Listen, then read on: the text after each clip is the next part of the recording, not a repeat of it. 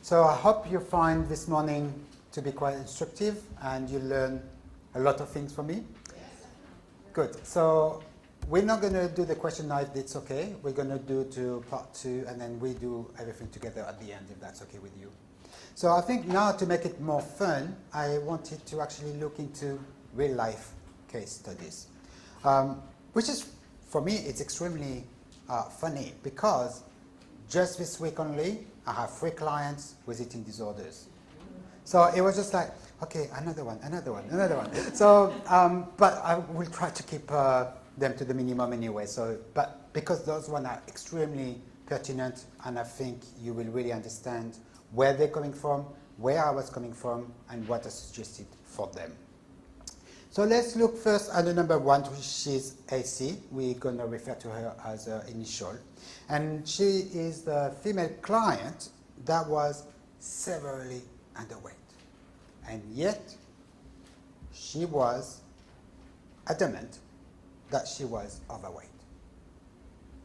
She came to see me because her best friend was worried about her, and because her hair was thinning and she looked tired and pale all the time.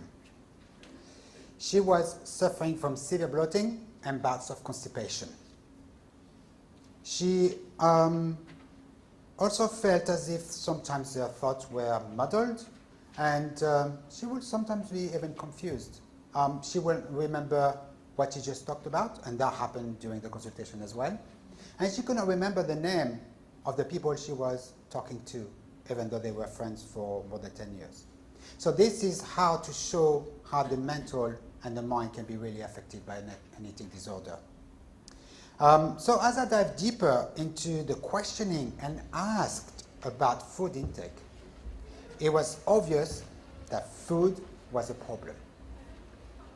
In fact, she was solely on protein shake.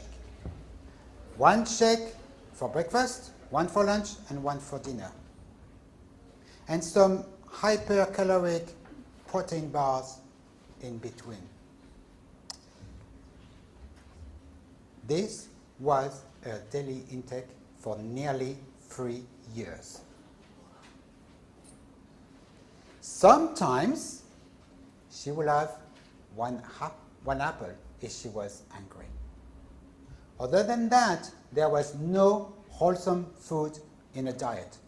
No vegetables whatsoever. The issue here as well is that she wouldn't sit to eat because obviously she didn't. So she will continue working while drinking a shake or watching TV. But because she was able to maintain her weight and her appearance with the shakes, she used the shakes as an anchor to anchor her eating disorder. And despite her friend trying to help her, she actually denied that there was a problem. And this I know because I also saw her friend in consultation. And I know as well that there was issue with the feeding behavior.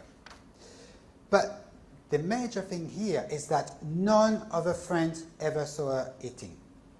She would always refuse eating with them or going out for dinner or going out for coffee.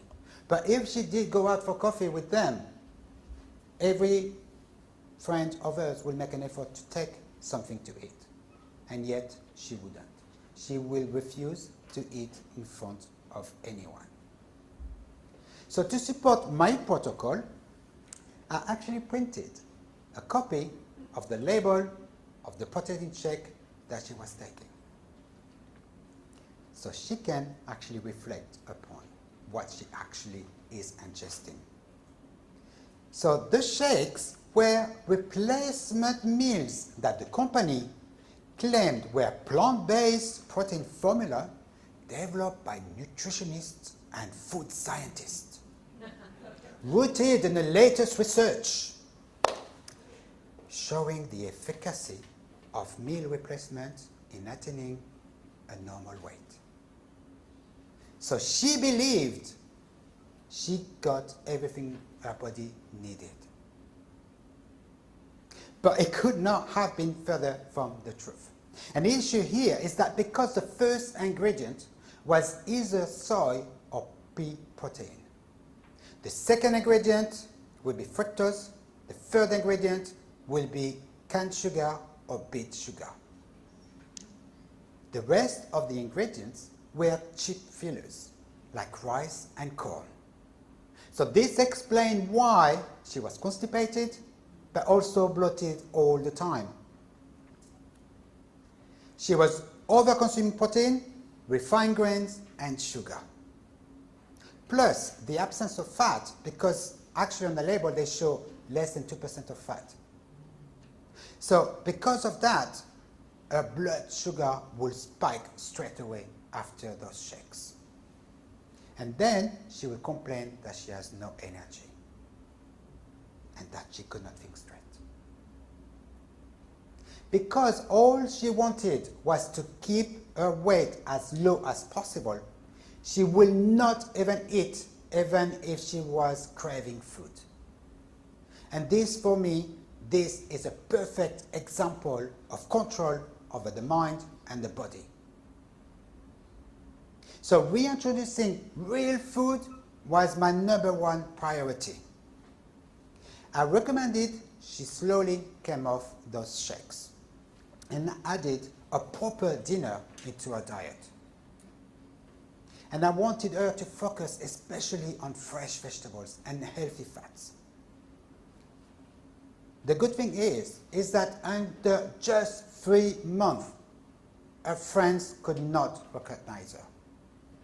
She was happier and less rigid.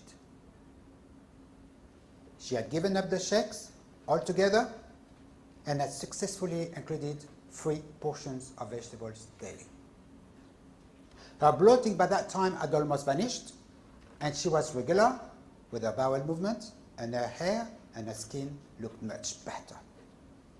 She also slept much better, and that was the incentive for her to stay on track, because it gave her some sense of control over her life. And that was all the control she needed. But she wasn't happy with one thing, though. She blamed me for the return of a period, which she claimed was all of my doing. Because for 3 years, she had no period whatsoever. 3 years.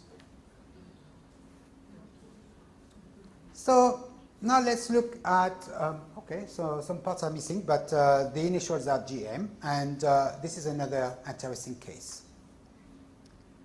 Arriving from work, starving, and not even eating all day, he will be eating all that he could in a matter of minutes. This feeding behavior fueled his binge eating disorder until he could no longer control his hunger. And he will eat until eating became painful. Sometimes he was so full, he will be feeling sick.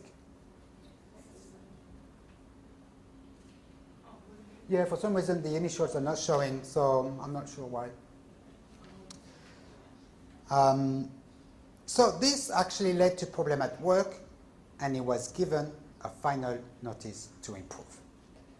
And this for him was the wake-up call he needed, because the fear of losing his job and losing his independence were the triggers he needed to seek help, because all he didn't want to do is to go back to live with his parents.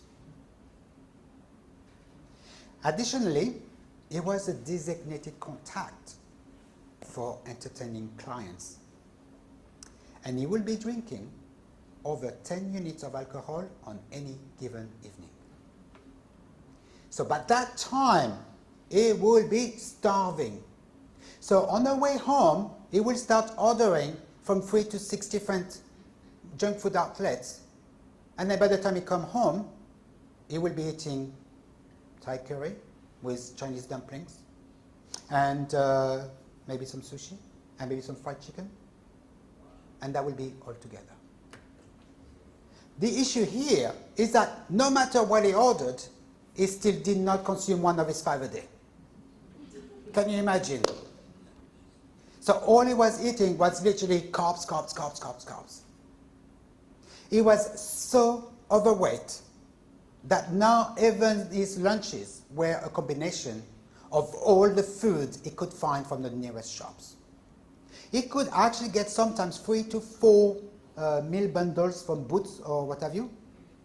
And I'm sorry, I will not even eat one because I know I could not handle it. But he was eating many of those. And what happened is because he was literally devouring his food in a matter of minutes, he could not afford to be seen. So he will actually hide to eat. But indeed, for him, food was no longer a pleasure. Food was all he was obsessed about. There was nothing on his mind but food at all time. But having responsibilities at work meant that he was underperforming and he could not concentrate on the tasks ahead. Additionally, wait for this one, he was working with clients abroad. So he actually worked for a law firm. So he works for clients in the Middle East, for example. So between the hours of 1 and 3 a.m., he has to take phone calls. So all his circadian rhythms were all over the show. This sleep was so disturbed that he actually now had struggled to sleep. The other issue here is that he could not wake up in the morning. Sometimes it could take him an hour just to get 1 foot out of the bed. So he needed 1 liter of brew coffee to start to operate in the morning. But it was such a problem for him that he actually resorted to put the coffee machine on his bedside table so he didn't have to get out of bed to drink his coffee. This is a true story. So my aim at first was to reinstall a connection with food. I had to re-explain to him what food is and the effect on our body, on our mind, and then everything else in between. So I recommended increasing fiber because he had no fiber anywhere in his diet. And I also asked him to start increasing the consumption of vegetables. And to be honest, I didn't care if we ordered some junk food from anywhere as long as it was vegetables, because obviously there was none in his diet. So I said, let's start with 1 portion only. So if you really struggle to cook because he didn't know how to cook, and I think he didn't even want to cook, so I said, order from the Chinese, just steamed or sauteed vegetables. It doesn't matter what it is. You can even order a salad for lunch if you wanted to, instead of the crisps. So what was magical about him is that within 3 weeks, he was already eating 3 portions of vegetables a day. I was so happy. But indeed, it was a challenge for him on so many days because of where he was coming from and where he was right now. And it was really difficult for him to stay on track. But it lost 20 kilos in under 6 weeks. And he slept much better. And this was such a great improvement from where he was before. After 3 months, his life changed completely. To be honest, he's still slightly overweight. But at the end of the day, I'm still happy because he has a much greater relationship with food. He actually understands now what food is and the impact on his body and his mind and his behavior. So I know that it's still difficult for him to not go back to his old ways, but he's very happy to work on himself. And that in itself was really something really great to see. So indeed, he has worked really hard to identify the triggers and the associated emotions that he felt before and used food as an anchor to use and look at those emotions that were, if you remember, linked to behavior. So it changed the way he talked to himself. Because if he understood that he was talking to himself in a negative way, that will impact his emotion. but that will also lead to behavior, and that behavior will be to binge eating. Another thing that is really positive is that now I exercise 30 minutes every day.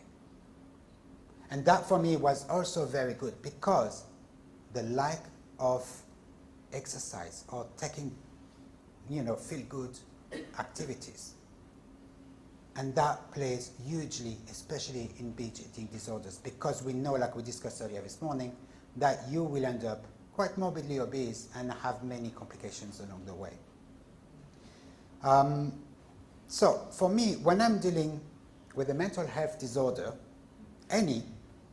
I always try to help them keep their end vision in mind.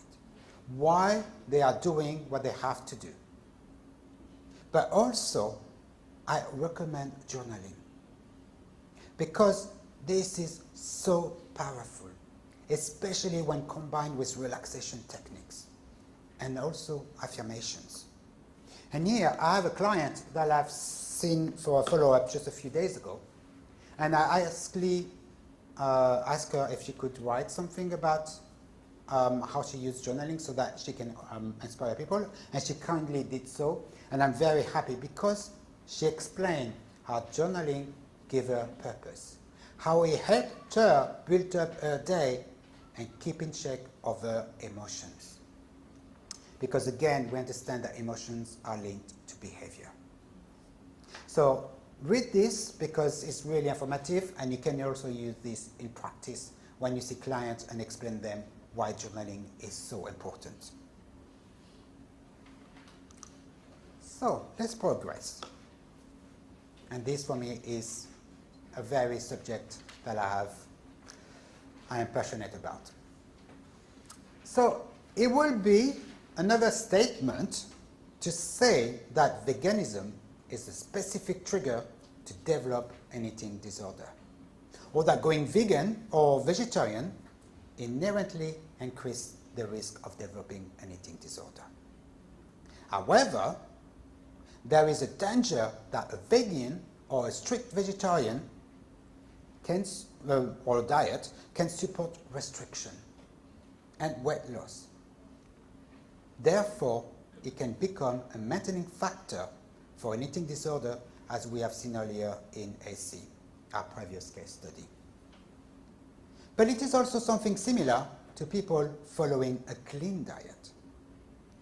It is recognized that anorexic thinking and behavior commonly feature restrictions, like avoiding high-fat food, some processed foods, and choosing the lowest calorie item.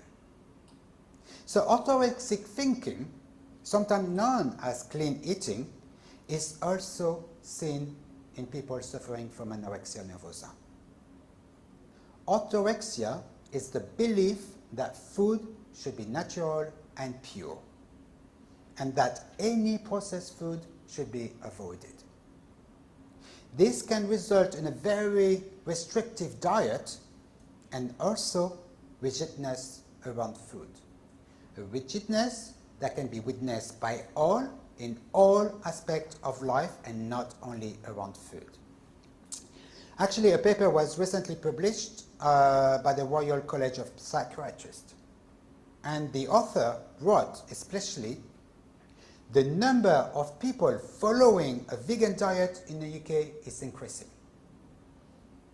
Eating disorder clinicians are anecdotally reporting that more of their patients with anorexia nervosa are wanting to follow a vegan diet. There is evidence that more people with eating disorder report being vegetarian or vegan compared to the rest of the population. There may be no connection between strict veganism and eating disorder.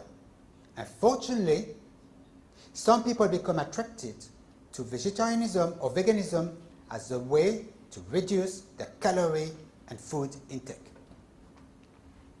This is a warning sign that the person may have disordered eating patterns and be at risk of developing an eating disorder. If dietary omissions are occurring to serve eating disorder patterns of rigidity or restriction or from a place of fear, it is important to find out why. So looking at all types of restricting diet or self-imposed restrictions, the primary motivation of our clients for following a strict vegan or vegetarian diet may be weight loss, calorie restriction, or orthorexic notions of healthy food. However, this is expressed as an ethical diet preferences. Because our society promotes that we should support the choice of the individual, it can make this very complicated and difficult for us practitioners to challenge the motivation of our clients' lifestyle choice. Remember that clients with anorexia nervosa will deny they have a problem. Another factor we need to take into consideration when we're going to go and questioning their dietary habits. So we must indeed ask the right questions and make sure to be understanding, and especially be non-judgmental. And we need to provide important information about their health and mental well-being and the consequences of over-restricting their diet. This is even more important if a strict vegan rarely cooks from scratch and relies on takeaways or ultra-processed food in their diet. Because again, we have some differences in veganism. You will have those with orthorexic notions of food, but you will have those who can't cook or don't want to cook and want to be vegan because they will use this as an anchor to deepen their eating disorder. So let's look at this case study. So we're going to refer to this particular client as AD. So because AD cannot be longer categorized as a young adult anymore, I actually didn't want to include that first. But I realized that it's still an ideal case to look and to understand the power of an eating disorder over a lifetime. And it is also an eye-opening case that I hope you will remember when you see similar clients in your practice. So first, we're going to look at the ATMs. So if you allow me, I will read my notes because it's a lot going on. So family story. There were many cases of arthritis and allergy, including asthma. Several cases of anxiety in the near family. Several cases of thyroid issues, depression, dementia, heart disease, and diabetes. Other antecedents including being bottle-fed. Main problems in younger years including memory problem, which were followed by seizures and epilepsy. Current problem and presenting symptoms. Weight loss and inability to gain weight. Itchy, dry skin and scalp, as well as rosacea and hot flushing. Feeling cold and always having cold hands and feet. Fungal toenail and frequent yeast infection, including urinary tract infections. Hay fever, hive, urticaria, candida, leg and muscle weakness, edema in lower legs, restlessness, joint pain, and there were also very severe gastrointestinal and gastrointestinal problem with the main IBS symptoms like bloating. There was very severe B12 deficiency, kidney stones, and other problems included problem with memory and concentration, often confusion, and difficulties in making decisions. Mood swing, anger, and irritability, and sometimes even aggressiveness. There was also anxiety and depression, lack of sex drive, panic attacks, and suicidal thoughts. And finally, he also talked of history of problems with alcohol. He had several colonoscopy, endoscopy, but those showed nothing. So doctors can't tell what could possibly be wrong with him. Therefore, they cannot diagnose any specific gut disorder. And yet, they have prescribed carbamazepine for the seizures and levothyroxine for his underperforming thyroid. They also ordered regular B12 injections. So he's been diagnosed with hypoparathyroidism, hypothyroidism, and secondary hypogonadism. Also, several episodes of hypoglycemia, which may occur several times a week or even in a day, making it difficult for him to move around. So much so that he has to use crutches to get out of his house. And by the time he crosses the road, he will collapse because he has no energy left in his body. Staying indoors is simply the preferred option. So during the consultation, there was also indisputable evidence of disproportionate stress and a lot of anxiety in general. I actually couldn't put a word in, just to let you know. You know, when you see people who actually go on and on and on and on, you're like, excuse me, can I stop? No, I'm talking. And you're like, okay, fair enough, I understand. But then again, I also identify a lot of fear around food, especially around fat. And that was, for me, something that rang an alarm bell. Because for me, I will be expecting that with his case, well, why not having a therapeutic ketogenic diet? Why his doctor didn't recommend this? Well, I'm not too sure if it's a result of him deciding that it's not what he wants, or is it because his doctor, because they understand he doesn't want to take fat, then they left him on his own. So, interestingly, I've seen this client just about 4 weeks ago, and I asked him to see him after 2 weeks, and I still haven't seen him. So it kind of shows how you have to work with certain clients. And especially for me, what is most important is I want to know if he actually started on his plan or if he's planning to do anything. So this kind of leads me to wonder about the power of the mind when it comes to very restrictive diets and severe malnutrition. Because the problem here is that he was also a very strict vegan. So now if you listen to me, you can maybe say, oh my God, there's a lot going on, and maybe we need to go back to the basics and support every organ and tissue in a body. And that would be quite fair to say. And that's why I wanted to include this case study, because this is a 60-year-old man. And he has been vegan for most of his life, and he has been sick for nearly over a decade, and still he hasn't changed his diet. So for me, it's really important to use this because it is the perfect example to show that eating disorders can affect anyone at any time, no matter if they are men or women, 12 or 80 years old. The issue will still be the same.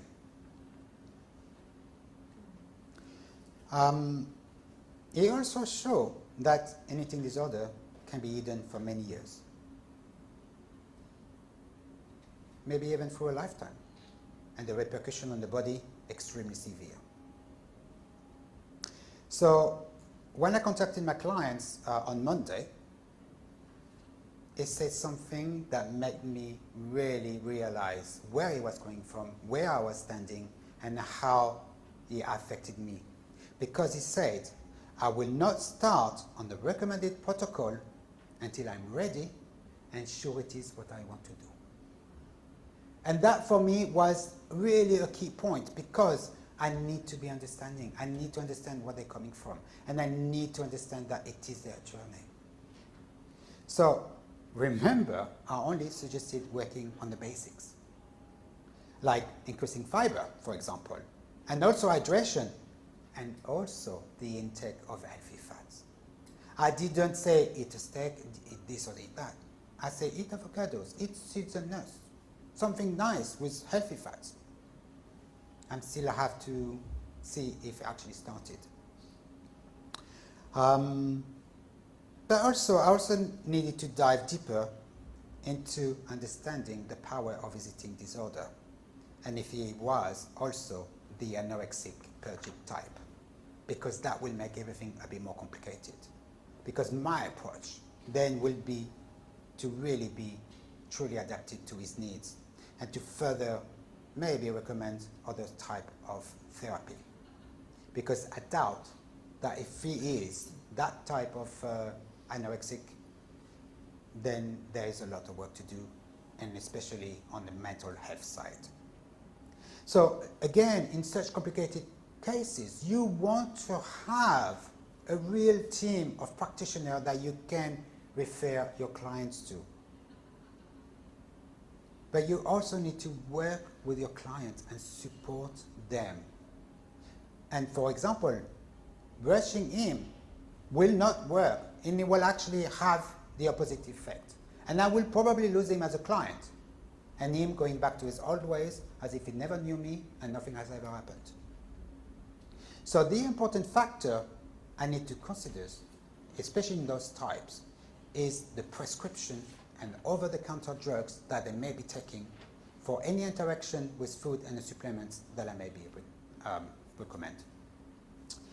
So, yeah. So if you allow me, I will actually use another case study, because I just saw this client a few days ago. This client is the perfect textbook case. And I wanted to discuss it because, well, of that, but she's also a 40-year-old woman. She's being diagnosed with chronic malnutrition 2 years ago by her GP. He was so concerned about her iron level that she had to tell the truth about her eating disorder and over-exercising, because she was supplementing with high-strength iron, and her iron level was still on the floor. So this also shows that her GP had no idea that she had an eating disorders that lasted over 3 decades. As a young girl, she was categorized as an obese child, so that left a mark on her. And through her childhood, she will go from obese to thin until she discovered exercising. And she used running as an anchor to literally have that eating disorder, which was anorexia. The problem here is that her dad has an eating disorder, and so does her sister. She married a bodybuilder. And both her kids, 11 and 13, are super athletic, and they are obsessed with sports. In a way, she has surrounded herself from people like her. And she created little humans in her own image to reinforce her idea that thin is better. The thing is here is that she only eats a couple of hypercaloric protein bars in a day. If she picked leftover from the kids' plates, so maybe one chip, she will not eat for the rest of the day, because she said she will exceed her calorie intake, which inevitably will affect her weight. She exercises 1.5 hours every single day and 3 hours per day on weekends. Even when she has no energy, which she does because she's so severely malnourished, she will still push her body to the limit, because she must be in control of her appearance and body weight at all costs. And that is all that matters to her. Her appearance is very important because she works for a very toxic man-dominated firm. And so, if she is thin, she will be respected and appreciated by her peers. She is also addicted to comments like, "How do you keep your figure?" when she's in shops and other places. This is all she needs to reinforce unattainable ideas of perfection. She said it herself. She is over-controlling of the things she can control. And she is relentlessly trying for perfection. She also said that she is okay being judged for failures at work, but she cannot accept and not let anyone judge her about her body, her weight, or her appearance. And she is also extremely critical of herself. But now, she also refuses to eat meat and fish because she dislikes chewing. She may have difficulties swallowing if she's eating foods she couldn't or she shouldn't. So there is definitely a psychological response and physiological response to her physical and mental stress. She avoids going to events because she said it's simpler. Sometimes because she's starving, she may actually grab a handful of cereals before she goes to bed. Because she doesn't eat enough, there isn't enough food to make up the bulk of stool. And so she suffers terribly from bloating and discomfort all day long, which may probably indicate some form of SIBO as the transit is hugely impacted. Her aims and goals are to feel better, have more energy, and have a more sensible exercise regime. As long as her weight stays the same and the needle on the scale doesn't move. These are her exact words. So she's happy to work with me as long as the needle on the scale doesn't move. So let me tell you, this is going to be a very long journey. But I'm hoping that she will become less rigid around food as time goes on. But she is open to start eating proper meals, which for me is a good start. And also, I've only recommended bone broths to start with, and vegetable meals in a way of soup, salad, crudités, steamed vegetables, as long as she has 5 to 6 small meals during the day, so that I know her body can actually steal here and there the nutrients that she needs to function. And I also recommended talking to a therapist, and I hope she will do it. So in conclusion, when you want the best for your client, you need to understand them. And you need to work with them, support them, and match the speed at which they want to work.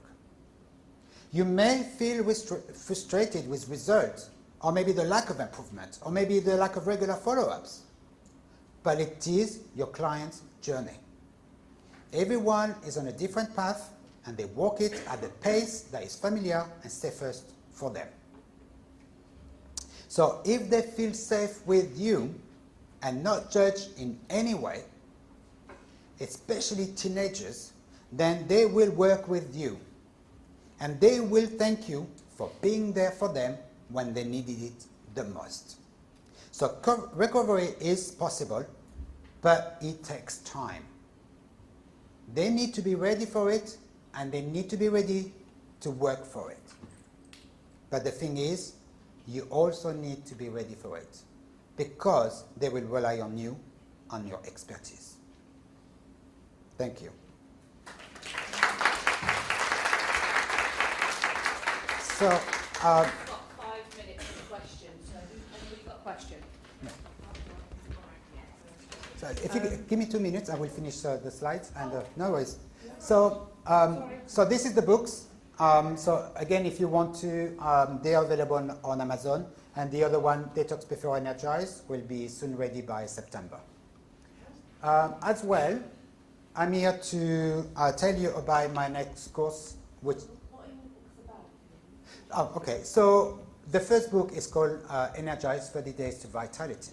So what I've done is that I have literally explained how the body works, every system, and the impact of the gut microbiome on your health and your mental health. Then I talk about food and the power of food on your body. And I look at all the system in the body. So how to support the gut, how to support the thyroid and the adrenals. And then I go through the whole mental health and explain the role of stress in health disorders. And I give solutions to reestablish balance in every possible way. So it's literally a complete approach, a holistic approach to the body, to the mind, and make sure that you use food as a way to nourish your body, your mind, and also because we know now that food affects your behavior. And the second one is detox before energize, because when you are extremely toxic and you probably have gut dysbiosis and maybe leaky gut, then it may be very difficult to reestablish your health until you have addressed those problems. And also your exposure to chemicals and toxicants that can damage your health at the deepest level. So now, yes, so now as well for the course, it will start on September the 3rd, and it will be all about mental health. So I will explain and go into much detail to explain how mental health is at the government level, the actual support that you can have, and everything else in between. And there will be a last module that is dedicated to nutrition and to really understand the power of nutrition when it comes to mental health. I do early bird practitioner until the 5th of July. And that's it. So it's 14 modules. I still have to decide if I'm going to do one module per day, which means it will be 14 weeks. So I'm wondering if it's maybe too long. So maybe I will do 2 modules in one day.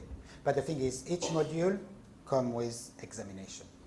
So there will be pop quiz. Because things for me is that I want you to understand what you are doing, and I want you to really use that course to increase your knowledge. If you haven't learned nothing, then when comes the examination, then you will know you have learned nothing. Yes. Okay. Yes, it will be online, yes. Okay, not so good with the mic, but just a couple of comments and a question. I'll be very quick. One of the comments was, I think as nutritional therapists, we need to be very kind and very, very non-judgmental with this group. And for some of us, that might mean we need to do our own work around building compassion and kindness, because we end up being role models. So I think, and I suspect some of us will need to do that work. Secondly, because there is increased neurodiversity amongst this group, I think it helps build compassion and understanding, because therefore some clients are going to have lower efficacy in terms of planning and priority skills, and that can help us build compassion for this group, because actually putting together a food plan and that becomes really difficult, or shopping becomes really difficult. And my question was, could you say a few more words about eating disorders as an addiction, in that my understanding is there's mixed evidence around it being addiction to food, but I know addictive processes are involved. Thank you. You're welcome. So one of the key things for addictions, we need to remember that stress, like I said earlier, can impact physiological changes in the brain and in brain chemistry. Remember that when you are extremely stressed and anxious, your brain can actually remodel itself. You will have your amygdala, the fear center of the brain, that will become bigger and bigger because you are so chronically stressed. And then the prefrontal cortex, which is literally the reasoning and give you direction, then will be suppressed. So in a way, your addiction will be as a result of that chronic stress response. So again, like you say, for practitioner, I'm very happy here to be part of the NNA, because it allows me to support practitioners in any way that we can. And we did a webinar that was dedicated only to practitioners and to support them with the question they may have, and how to actually practice better, and also understand that they are indeed the role models for their clients. Hi, thank you very much. You're welcome. The last case study you did, you said you recommended bone broth. Yes, correct. My question about bone broth is, do you suggest they use organic? If not... No, I did better. I asked her to make herself the Okay. broth. So Because- what kind of bones do you suggest? Well, I say let's start with chicken carcasses and chicken legs or chicken feet, because this will be the most nutrient-dense food that she can have at the moment, and because she doesn't cook very well, her husband cooks for her, so which is really surprising. But the good thing is that for me, the bone broth was not really about the meat itself, because she has no difficulties having the bone broth. She just don't want to chew food. So that's why for me, bone broth was one of the main key components of the protocol. She always recommend organic. Yes, always organic. Yeah. Okay. Okay. Anybody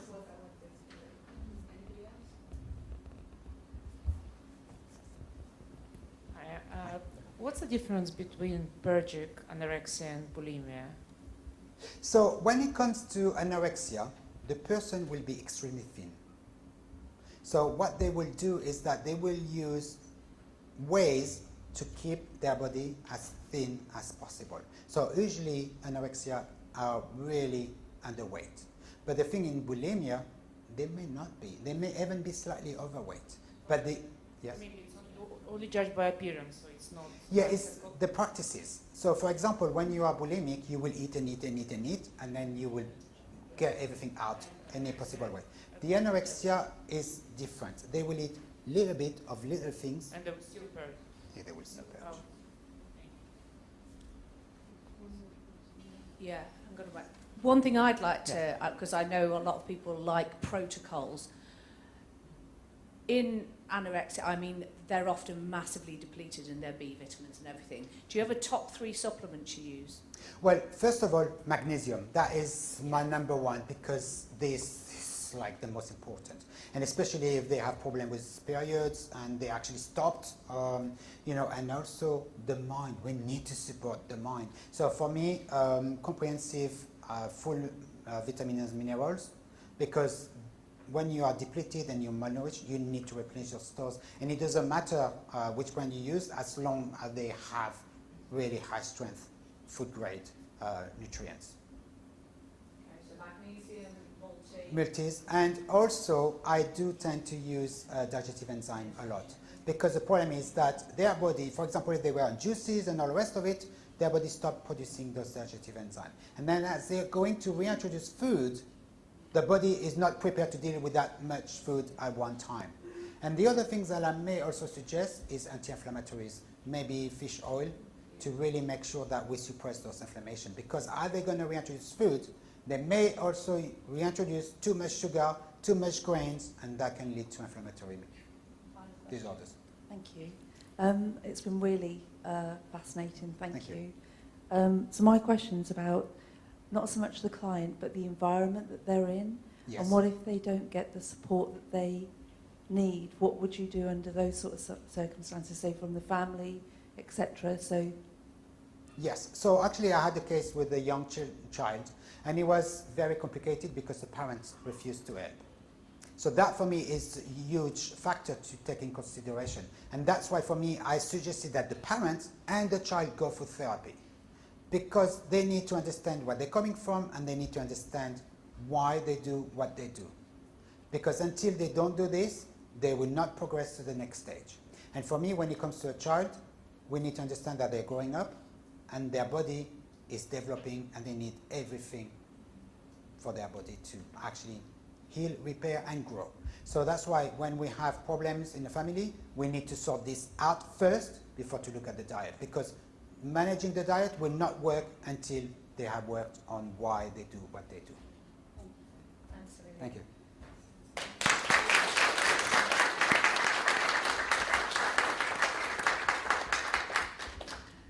Thank you.